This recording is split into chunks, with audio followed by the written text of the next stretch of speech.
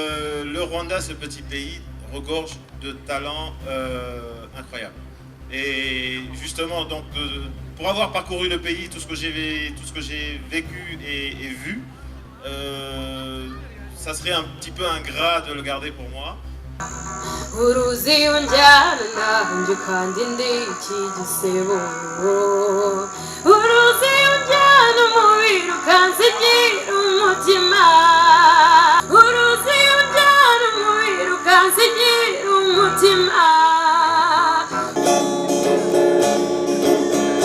We counted all our reasons, 8 choices that we made.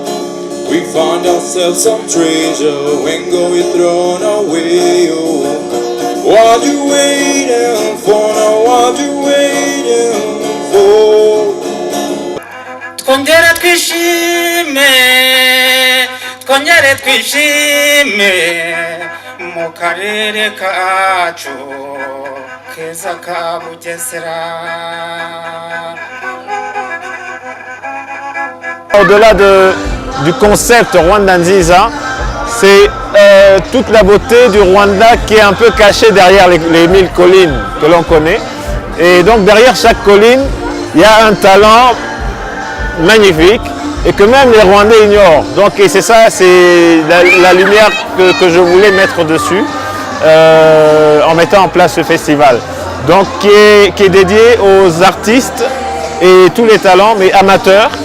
Parce que les professionnels sont déjà connus et justement sont, comme on dit, bankable.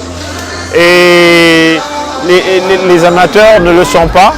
Et donc moi c'est ce que je veux, montrer aux gens. Donc inviter les gens à venir voir ces talents-là qui sont très peu connus.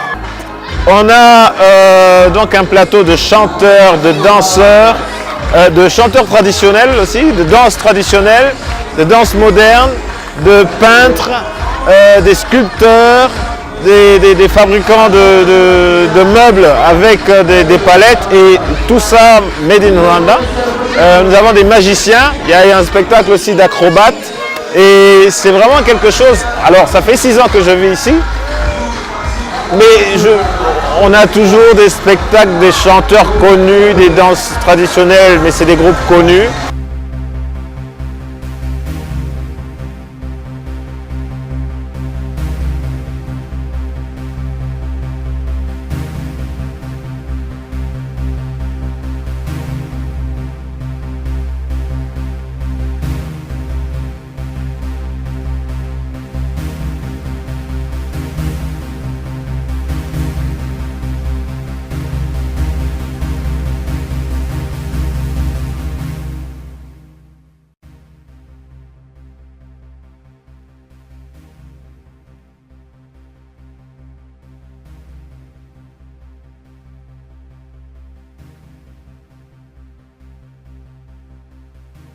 Je suis Gabonais américain.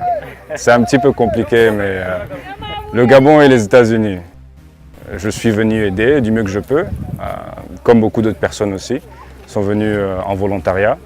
Mais si je peux faire une parenthèse, je travaille pour le Peace Corps, le corps de la paix américain.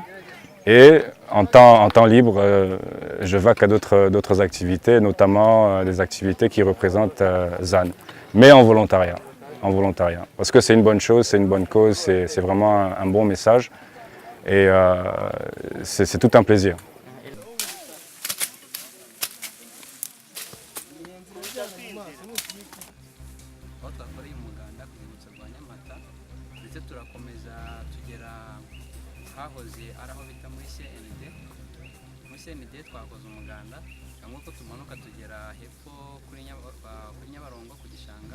aho bita ku Rufunzo hamwe hiciwe abatutsi benshi cyane muri jenoside yakorewe abatutsi muri 1994. Twakoze isuku turatunganya neza turakomeza ubu ngubu tugiye kugana ku musozo ariko tugiye kubanza kwitabira ibiganiro bijyanye n'insanganyamatsiko y'umuganda w'uyu munsi ndetse no kwibuka nk'uko bisanzwe bikorwa muri rusange. Nyuma byarangiza tugakomeza aho bita tuza tubukomereze igikorwa cya festival.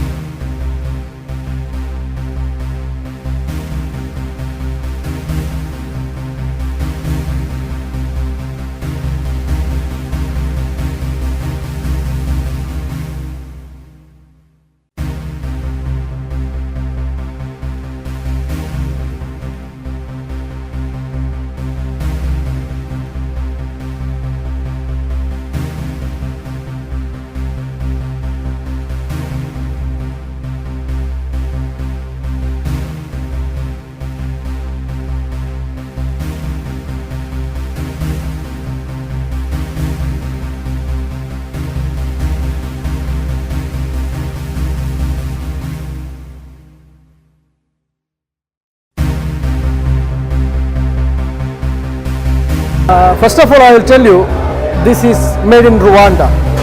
We are making everything from here. This is made out of pallet wood. You know the pallet wood, right? You can see some models there.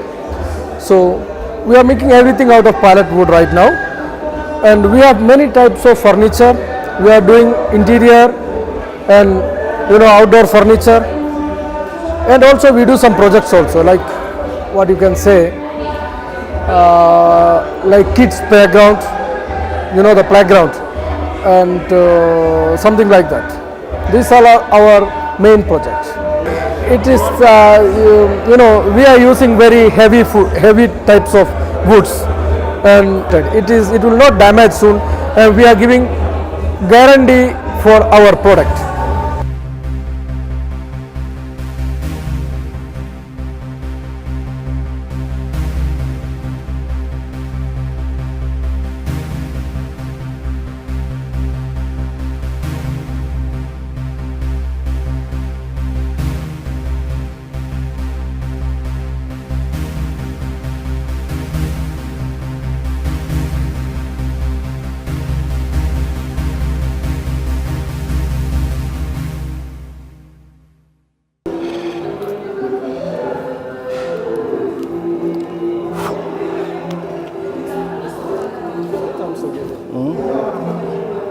Itorero iyo ari yo yose yereka abandi hariya.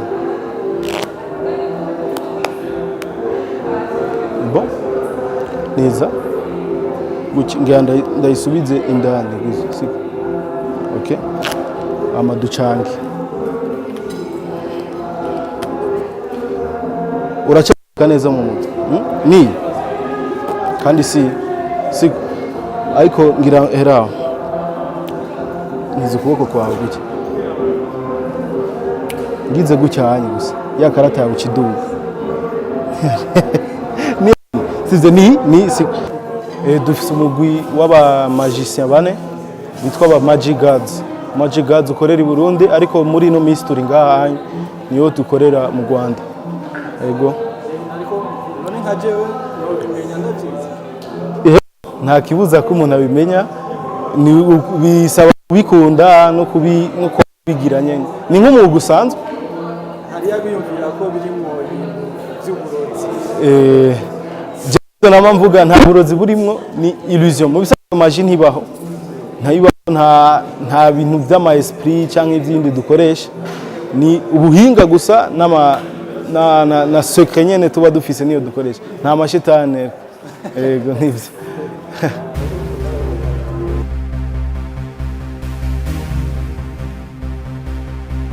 Ni igikorwa cyitwa Rwanda Nziza Festival, ibaye ku nshuro ya mbere.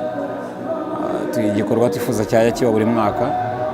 Ni igikorwa rero Tuza ini yafatanyijemo na Zane Tours, ni sosiyete yindi ikora ibigendanye n'ubukerarugendo. Ni igikorwa ubusanzwe gishingiye mu kuba cyafasha abanyarwanda cyane cyane bakiri batoya bafite impano kugira ngo babashe kuzimurika. Impamvu mwabonye harimo exposition, mwabonye ababyina, abaririmba, abakora n'imikino itandukanye.